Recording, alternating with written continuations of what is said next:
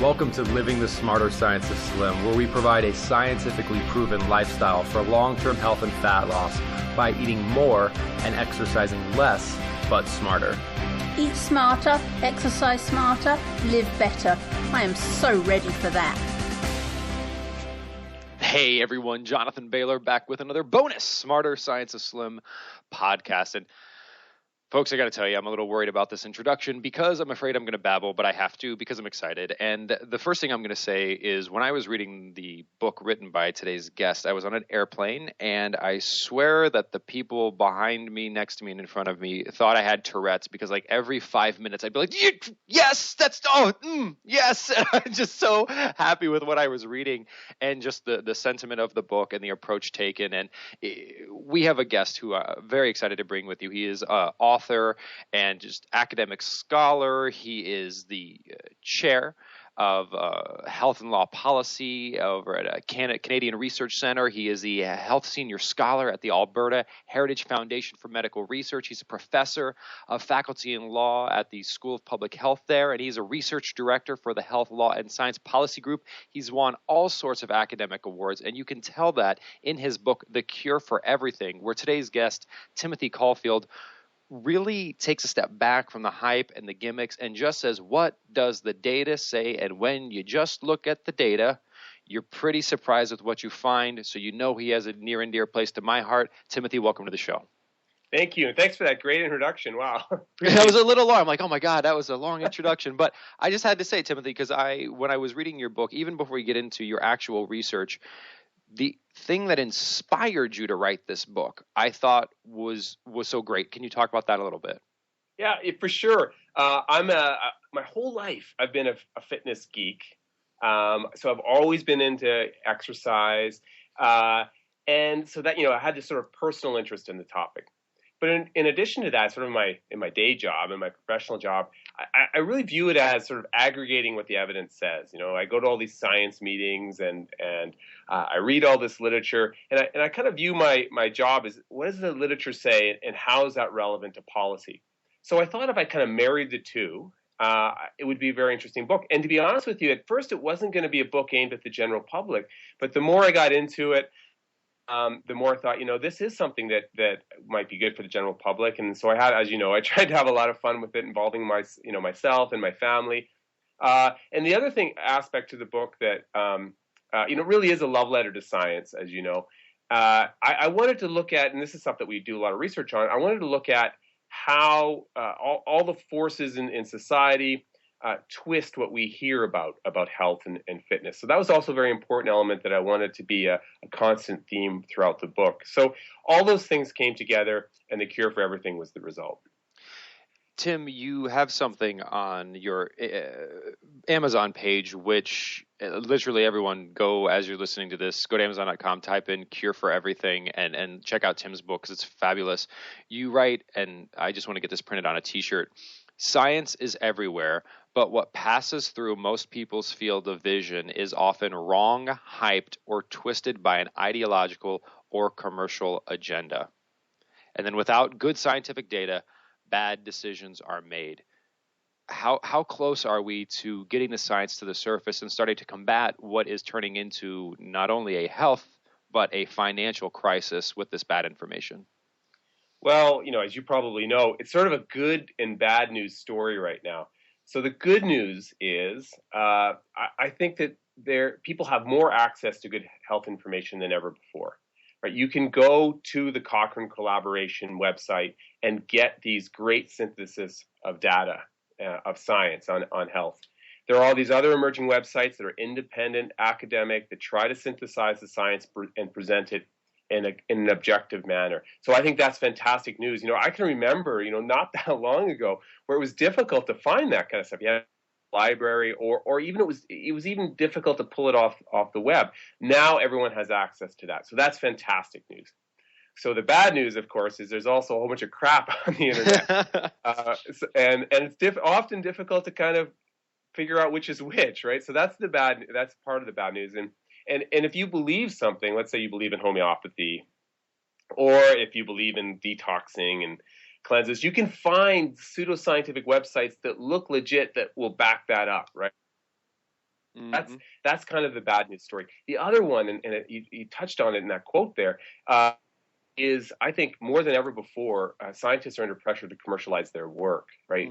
Increasingly, science is viewed as an important part of our economy. Academic research is an important part of our economy, and that's all great, but it also makes it more difficult to find data that isn't kind of tainted by that commercial spin. And there's lots of research out there that tells us that commercial interest, and hey, look, I know we got to partner with industry to make a lot of things happen, but there's lots of evidence that says that partnerships with industry and industry involvement does skew the data. So we just have to be cognizant of that as we look at the literature as it emerges. And Timothy, the thing that you call out in your book, which is true, but we continue to struggle to accept, is that there are no quick fixes. It is something that is going to take sustained effort. But what you also notice is that some of the ways we've been told to sustain effort, for example, exercising for hours and hours and hours to lose weight, is not necessary. And in fact, the data suggests that it's not really a quick fix, but there are much more effective approaches we can take. How do we bridge the gap between those two worlds? Yeah, and I know that you're very interested in this yourself, Jonathan. There is all these myths about things you can do to lose weight. And of course, it's a massive industry, so you got to keep coming up with a new myth to market some kind of new product or approach. The exercise one I think is fascinating because the data tells us, and I think it's becoming pretty consistent, that you can't lose weight through exercise alone. And of course, that's almost always how exercise is marketed, right? Or presented to the public. It's an important way to lose weight. Yeah, there is data that exercise is important to weight maintenance, and whether that's a correlation finding or an actual causative finding, so I think it's unclear. But I think what we need to do is just strip all this away, and this is that part of the core of the book, right? Strip all it away and say, what are the simple things that we need to do to stay healthy? And you know what? It's funny, when I told a lot of people about my book when I was writing it, they were saying, "Oh, it sounds so depressing. You're saying nothing works." On the contrary, I kind of think it's liberating because it kind of says, ignore all that hype, ignore all those kind of gimmicks, and just focus on what we know. And what we know does work. It's not necessarily easy, but it does work. And it's not necessarily easy, but it is simple. And that's what, even in your book, you say there's 5 simple, scientifically sound steps. And that is that distinction we try to drive home here at the Smarter Science of Slim, is that when you actually do look at the science, you absolutely can. It's simple. It's incredibly simple. It may not be easy, but it is incredibly simple. And I so agree with you, is that when we have a information asymmetry, you're pretty much done for, because unless you can go to medical school or unless you can go learn that information, you're pretty much done for. But if it's simple, if it's not an information barrier, it's just an execution barrier, the power is really in your hands, isn't it? Yeah, I think you're right, and I think that, and I have no data to back this up, so I'm being a hypocrite here. So I'm going to speculate, but I kind of think that market and all of the industries that want to sell this kind of stuff benefit from that kind of noise, right? The confusion out there, because it makes it easier for them to say, okay, this is the simple answer, or this is the simple answer, when of course they're just gimmicks.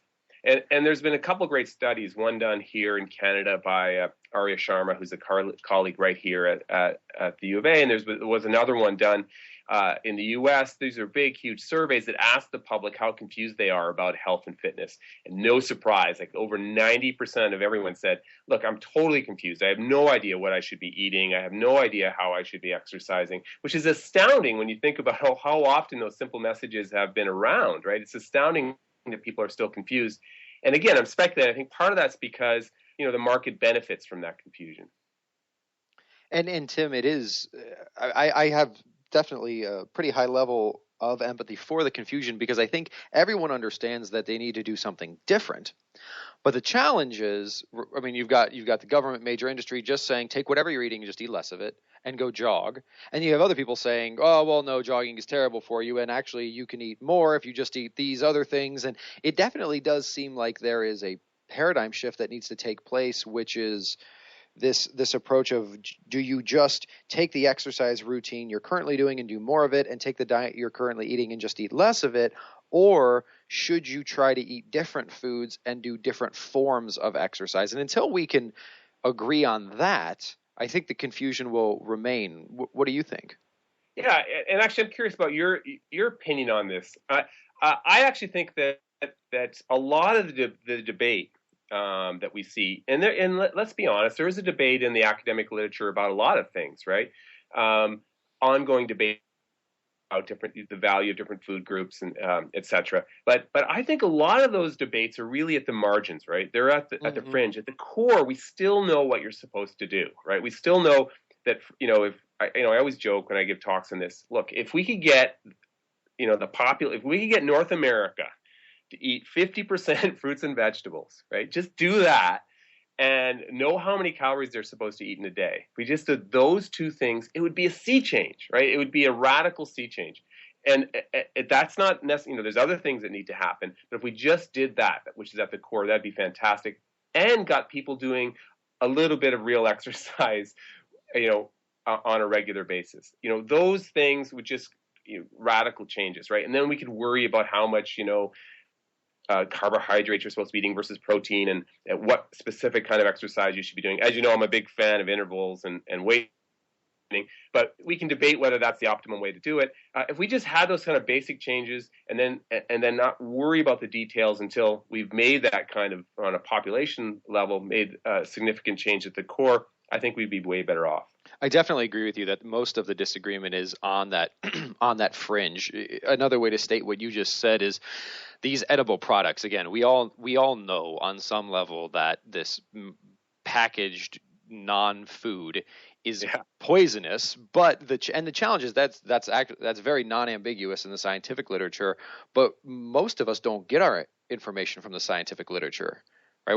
Where did I learn about the food guide pyramid? I learned about the food guide pyramid. Well, one, the food guide pyramid is put up by a government agency, and two, it's on the back of cereal boxes. Of course, cereal boxes are going to tell me that right. Sugars and starches fit at the base of my pyramid. So maybe that's also the source of the confusion. Is if you're looking at the scientific literature, the 80%, maybe even the 90% is extremely clear and is agreed upon. But if you look in the commercial realm, well, that's like what you said. There's so much money to be made on confusing people. In fact, if they're not confused, you lose billions of dollars. Yeah, that's right. And look at the industries that have emerged, right? The organic food industry. Yeah, there's some debate about the pesticide thing, and but if you're not eating enough fruits and vegetables, you shouldn't be worrying about the organic food. GMO debate, another interesting one, right? And the one I found fascinating, Jonathan, recently I was doing some work on the whole gluten wheat thing, right? Mm-hmm. And when you weigh into you get on the internet, you start researching this, it is incredibly difficult to find sort of a clear, independent assessment of that debate. I think I did distill the data eventually, but here I am, kind of an expert on gathering this information, and still I struggled to get sort of good independent sources of information on that debate, which, as you know, has become a big part of the diet discussion right now in North America. And Tim, how have you found that it's a challenge to the clear information, but the clear information does exist in the scientific community? Have you had any success? You mentioned, for example, a few quick steps folks could take. I do something similar when I speak with people and they're asking me these questions about organic, non-organic, this, that, blah, blah, blah. My recommendation to them is, until you can have 21 days where you eat a plethora of non-starchy vegetables, and my recommendation is a bit over the top. I say 10 plus servings of non-starchy vegetables per day, and until you can avoid added sweeteners for that same period of time, until you can do those two things for 21 days straight, I would highly recommend not worrying about anything else, because until you can get those two things right, they are just distractions. But are we wired to crave distractions? Because it seems like it's so easy and almost enjoyable to pick out these little things and to focus on them rather than focusing on these core big things. Yeah, that's an interesting question. There has been some, and you probably are aware of this recent data about how much change we should invite people to do. I think the old conventional wisdom was don't tell people to do too much at once, right? You don't say, okay, change your diet, start exercising. Of course, you got to stop smoking, drink in moderation. To tell them to fix a couple things, first, and then move on to more detail. So but there was a recent study I saw that suggests, look, if you give people the whole plate, say, look, you got to do all of these things, and they're not that many really. If you do these 4 or 5 things, and then maybe start with one, over the long term, people will make those changes. Of course, it's difficult. You have to have constant support. Creating meaningful behavior change, as you know, Jonathan, is very, very difficult. And so I actually think that's where a lot of the future research needs to be focused on. How can we make meaningful, sustainable behavior change? And it's absolutely clear, we know this from, probably a century of research and the anecdotal reports, that these gimmicks don't work. They come and they go. Wheat, protein diets, all these things, they come and they go. So we know that, and people never sustain it. They always drift back to their old habits. So I think that our future research, a lot of the concentration should be on how do we create meaningful behavior change. And I'm so encouraged, Timothy, when I see people, when we talk about like doing research, because research from other arenas and researchers from other arenas cross-pollinating seems so important. Let me give you one example. You talked about the distinction between telling people to make these small changes versus telling people to make massive changes. And if you look at an area that has successfully caused people to make massive change, in the dietary arena, if you look at, for example, veganism or vegetarianism, I don't know for sure, but it is my experience that when someone becomes a vegan or a vegetarian, they don't do that gradually. Like, they don't gradually eliminate meat from their diet. They have an experience and they say, I'm not going to eat meat anymore. Almost like it is, and this is another arena that's fascinating, religion. I don't know if most people gradually convert to a religion. It seems like there's a moment in which their identity says, like, I am this now. And but I don't know. I mean, there are also, it seems to be evidence for just take one step every day and you gradually change. What's your thought on that seeming paradox? Yeah, I think a lot of it goes to motivation and why people are doing it. And again, I'm curious what you think on this, Jonathan. A lot of the research says that, particularly for people under 40, people exercise and they diet for one primary reason, and that's aesthetics, right? They want to look good. And so if that's the goal, you're doomed to failure, right? Yep. Failure. You should be doing these things because it's healthy. And of course, the ironic thing is, if you do it over a sustained period of time, the aesthetic change occurs too, right? Mm-hmm. But if you're doing it short term for aesthetic change, you're going to fail. And so I don't have a lot of data on this, and there is some research. In fact, a researcher here at the University of Alberta has looked at this. If that's the reason people stop, because they don't see the aesthetic change. But I wonder if we could somehow change the mindset, and this is a big challenge, right? To why people are adopting these lifestyle changes, for health, for energy level, for just how they feel. Perhaps that will allow that kind of larger change to occur more quickly. Again, speculating, and perhaps an interesting area for future research. I completely agree, Timothy, that there seems to be so much debate about the what, like the what we should be doing, when that's actually pretty clear in the science. The why, that is the interesting one, right? Because if the why, the motivation is this flaccid, make number on scale change, it's not a noble. I'm going to get a little esoteric here, but I believe, and I don't have data to support this, but I believe that most people are motivated to make a difference or to do something of meaning, like to have meaning in one's life. And these aesthetic external things, that's not meaningful. So that's why we're not really dialed into it. But look at, for example, a vegetarian or a vegan. They're not doing that because they want to look better. They're doing it because they feel a moral commitment to eating that way. And because of that, it's not hard for them. In fact, they celebrate the fact that they're not going to eat that delicious steak, which you or I might look at and be like, oh my God, how can you derive pleasure from not eating this thing when I derive so much pleasure from eating it? So if we can start to think about why, and I get so crazed when I learn about what the food industry is doing and the corruption there, because if we want to get passionate about something, like having big organizations manipulate you through marketing, much like they did through smoking, that seems like something we could all rally around and say, if a giant industrial complex had tinkered with it in an effort to change the way our brain perceives food, yeah, let's not do that anymore. Yeah, I mean, it's very interesting concepts, right? This whole idea. I'm actually involved in a PhD committee for a student that is looking at why people become vegetarians or vegans, right? So it goes at exactly what you're saying, Jonathan, and they do it for ideological reasons, right? And they make this massive lifestyle change that's often very difficult to make in a family setting or perhaps in a work setting. It takes real effort, more effort than what you are suggesting, right? With the eating, just eating a more healthy diet, but still they make that change. And whether it's sustained or not is perhaps beside the point. They make the big change for reasons other than sexy abs, right? So very interesting idea. I also find that and I do sympathize with the public around this whole sexy ab issue, right? I'm an incredibly vain individual, so I can understand that, and we're bombarded with the images constantly, right, of why we should be working out, and this is going to be the result, or this whole myth of body sculpting and the myth of toning and all of those kinds of things, right? And that industry benefits greatly, because if you fail, it's not their fault, it's your fault, right? So it's almost like the perfect industry to be in, because you can make these promises and show these anecdotal and examples of success, and show these testimonials from celebrities that they've all succeeded on this plan. But if you fail, it's your fault, right? So I do sympathize with the general public, because that messaging is so powerful. It's everywhere, and it's been around for a really long time.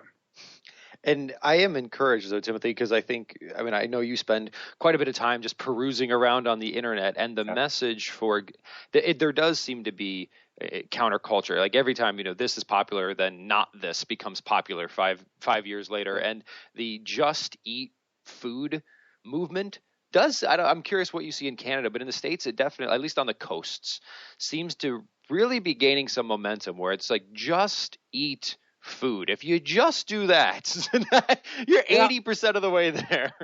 I agree with you. It is gaining momentum, I think, in Canada. This idea of just keeping it simple. So I am optimistic. But of course, on the other side of it, you look at the stats around obesity, etc. There are some success stories here and there, right? There are a few success stories emerging, but you look at the stats on obesity, and you look at the stats on what people are eating, and the stats on, and this too, the stats on exercise are just grim, right? It's just incredible how people don't work out, and I also think that that's going to require a shift in thinking, and it ties into perhaps what we were talking about before. If people are exercising for the purposes of aesthetics, perhaps it's viewed as an indulgence, right?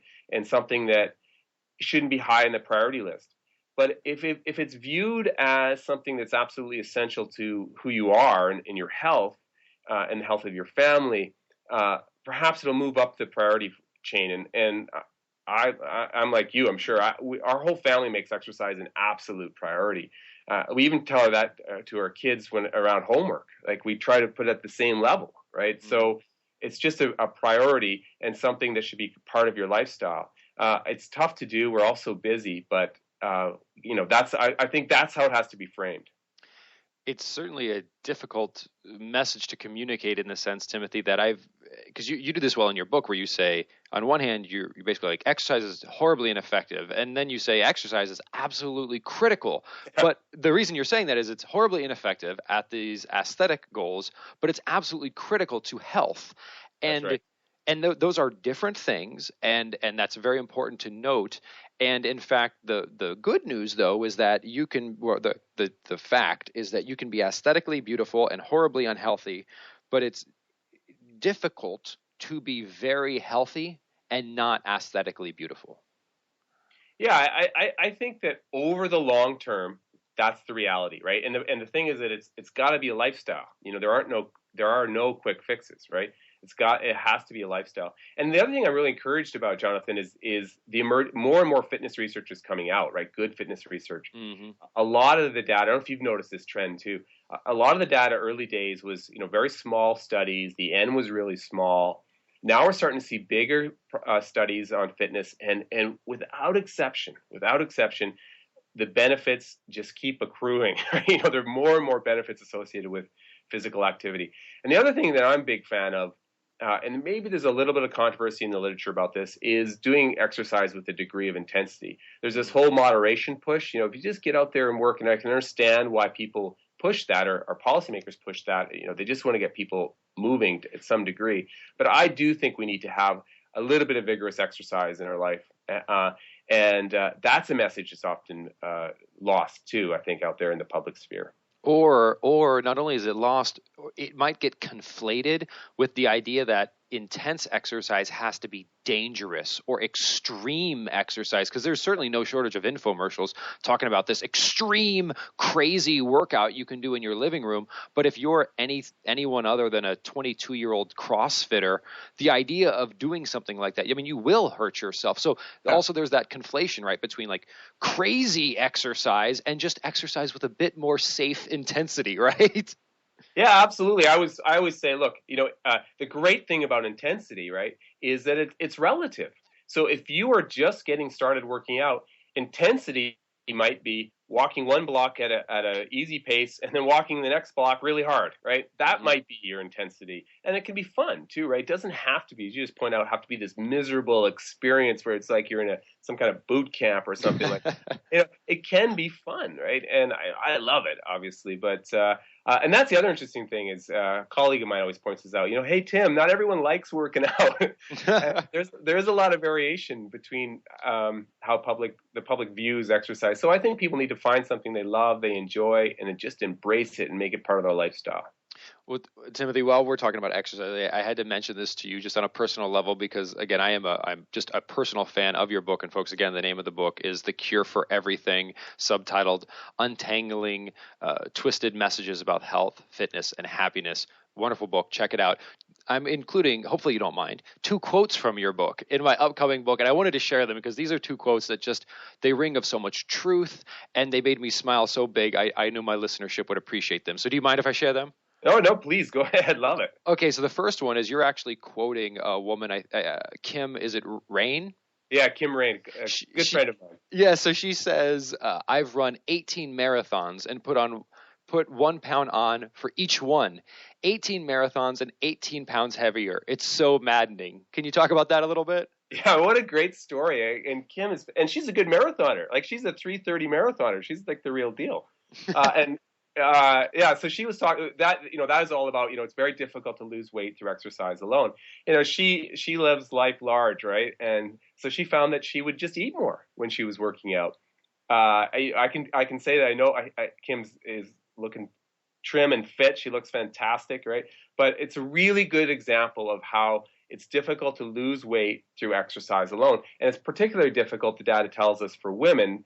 Again, there's some little bit of squishiness in the research data on this, but in general, the data tells us that exercise just makes you hungry, and there's all this compensation behavior that occurs. In addition to that, you have all this marketing pressure saying, look, if you exercise, you have earned the right to drink a Coke. You've earned the right to drink some other kind of sugary beverage.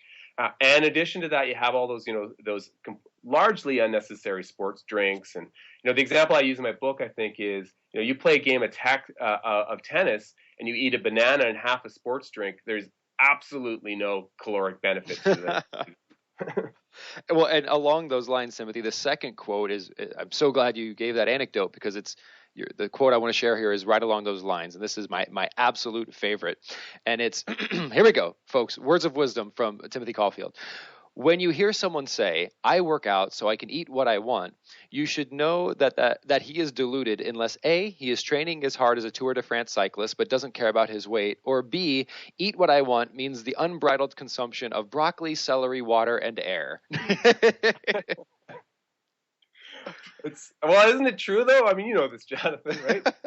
Well, the funny thing is your listeners should know that I experienced this, right? I was training like a maniac. I had the opportunity to train I'm a track cyclist, and I had the opportunity to train with a gold medalist, Olympian.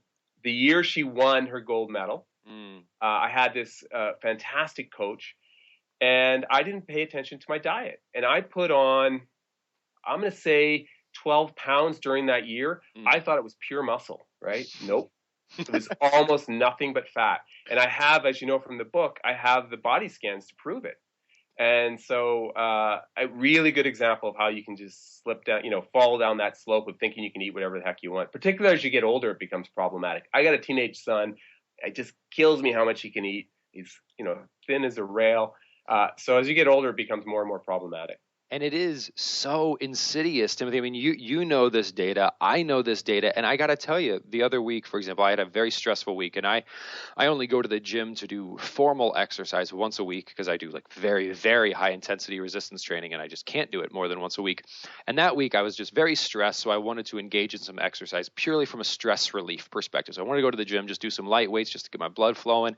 And even myself, like for the next 3 days, I had this little voice in my brain, which was like, oh, well, you exercise twice as much this week. So I swear to God, like even after knowing all of this, some level subconsciously, I was like, what, how, if I think this, dear God.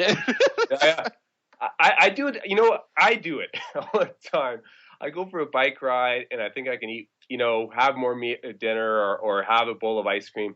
And there's lots of evidence to show that people just don't understand how little exercise really burns and how many calories are in food, right? So lots of data out there. One of the studies I love, and there's been other studies that back this up since I wrote the book, is that the degree to which people underestimate the amount of food, the amount of calories in food, they underestimate it by 100%, right? And even experts underestimate it by the 40 to 60%. So if you see a bowl, you go to a restaurant and you see a meal and you think it's 400 calories, think to yourself, it's 800 calories. It's just incredible how we have these kind of cognitive biases that are built in that are so difficult not to succumb to. And it's even worse, Timothy, because not only is it nearly impossible to exercise so much that it has an effect calorically, but what the vast majority of us don't yet comprehend is, let's say we do successfully burn 200 marginal calories, and then we reward ourselves with 150 calories of processed edible things. Even if we are in quote unquote a negative or calorie deficit, the hormonal and neurological chaos that those chemicals just did to our body, that like we ain't even talking about that yet. Like the insulin spikes, the potential hypothalamic inflammation from like these processed seed oils, that's just left out of the equation completely. And that certainly doesn't seem to help. Yeah, that as you say, that just whole nother area.